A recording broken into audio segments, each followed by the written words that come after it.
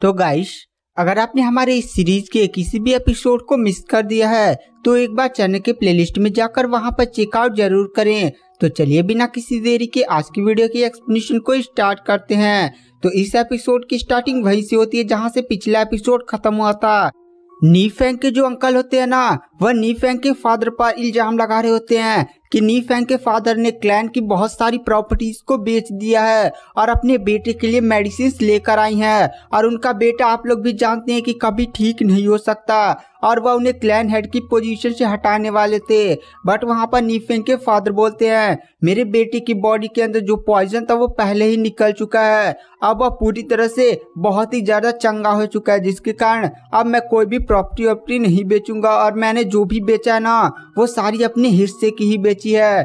तभी वहां पर जो नी फेंग के सेकंड अंकल होते हैं वो बोलते हैं ये क्या बोल रहे हो, तुम्हारे बेटे में हीट पॉइजन है, हीट पॉइजन का एंटीडोट कहीं भी नहीं है, तुम्हारा बेटे का मेरिडियंस भी खराब हो चुका है, तुम जरूरी झूठ बोल रहे होगे, तुम यहाँ पर कोई ना कोई जरूर चाल चले होगे, हीट पॉइजन का कोई भी इलाज नहीं है। वहाँ पर जितने भी क्लैंस के एल्डर्स होते हैं वो भी सोचने लगते हैं कि हीट पॉइजन का तो कोई भी इलाज नहीं है। बट अगर नी फेंग की बॉडी से सच में हीट पॉइजन निकल गया होगा तो काफी ज्यादा बढ़िया होगा। नी फेंग के अंकल बोलते हैं ये जरूर कोई चाल बना रहा होगा। तभी हमें दिखाया जाता है वहाँ पर नी फेंग आ जाता है और कहता है मेरी बॉडी के अंदर से सच में हीट पॉइजन निकल चुका है, जिसको जो भी टेस्ट करना है ना वो टेस्ट कर ले। तभी वहां पर नी फेंग के अंकल बोलते तुम्हारी हिम्मत कैसे हुई क्लाइंट की मीटिंग में ऐसे आ जाने की, ये क्लाइंट की मीटिंग हो रही है, कोई फालतू चीज नहीं हो रही है। तभी वहां पर नी फेंग बोलता है ये सब छोड़िए, मैंने कहा ना कि मेरी बॉडी के अंदर से हीट पॉइजन निकल चुका है,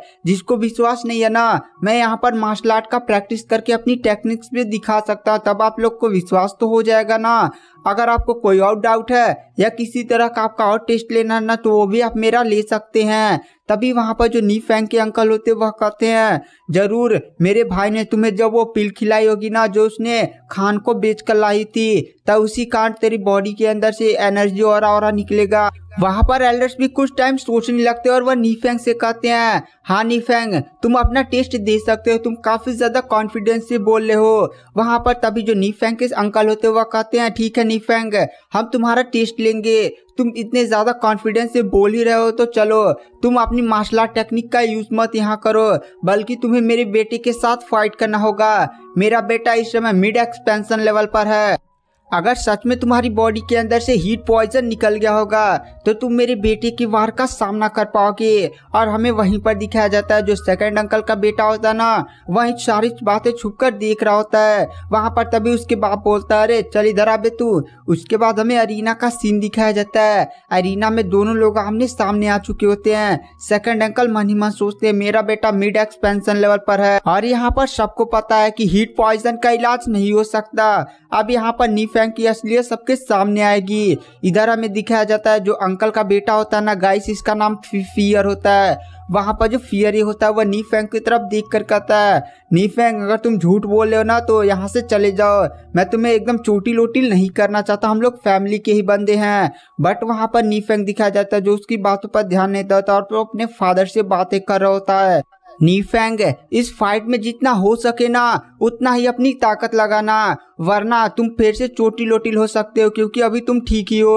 वहां पर नी फेंग बोलता है ठीक है फादर। उसके बाद नी फेंग अरीना में पहुंच जाता है जहां पर नी फेंग का भाई बोलता है यानी वो फियर ही बोलता है नी फेंग चुपचाप हार मानकर चले जाओ, मेरी कल्टीवेशन तुमसे ज्यादा हाई है। बट वहां पर नी फेंग कहता है अटैक करो। तभी फियर नी फेंग पर अटैक करता है। नी फेंग तुरंत उसके अटैक को डॉज कर देता है और अपना एक हाथ सीधे अपनी पावर्स को समन करके उसे मार देता है, जिसके कारण फियर जाकर दूर गिरता है और वह सीधे अपने बाप के ऊपर गिरता है। वहां पर फियर भी काफी ज्यादा शौक था, साथ ही साथ सेकंड अंकल भी काफी ज्यादा शौक था और फिर वो अपने बेटे को उठाते और कहते नालायक तू नी फेंग को नहीं संभाल पा रहा है, तेरी कल्टीवेशन इतनी ज्यादा हाई है, जा फिर से लड़।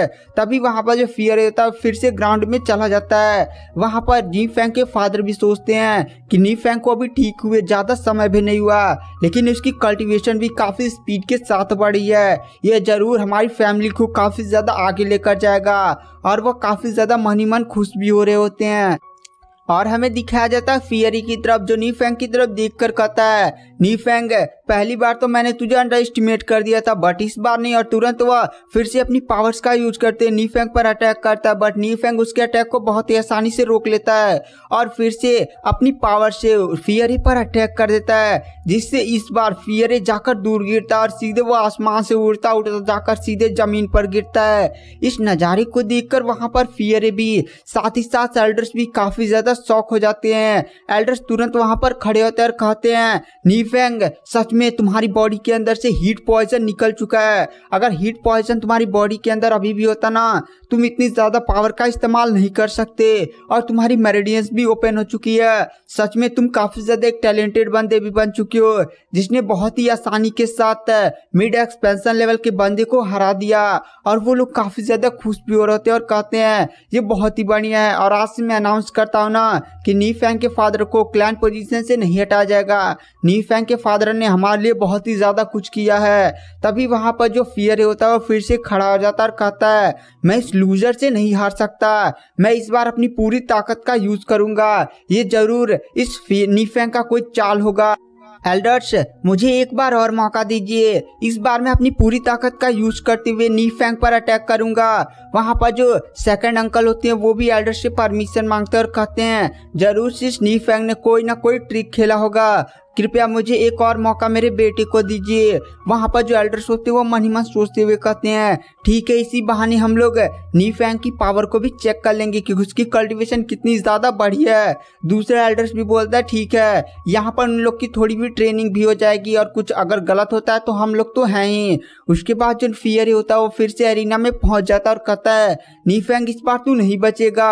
वह नीफेंग पर अपनी मार्शल आर्ट का यूज करते हुए काफी खतरनाक अटैक करने लगता है। वह काफी खतरनाक पंचेस से सीधे नीफेंग पर अटैक कर रहा था, जिससे नीफेंग पीछे भी हट रहा था। नीफेंग कहता है, तो ठीक है, मेरी मार्शल आर्ट पावर का सामना करो। नीफेंग बहुत सारे हैंड्स क्लोन बनाकर सीधे फियरे पर अटैक करने लगता है।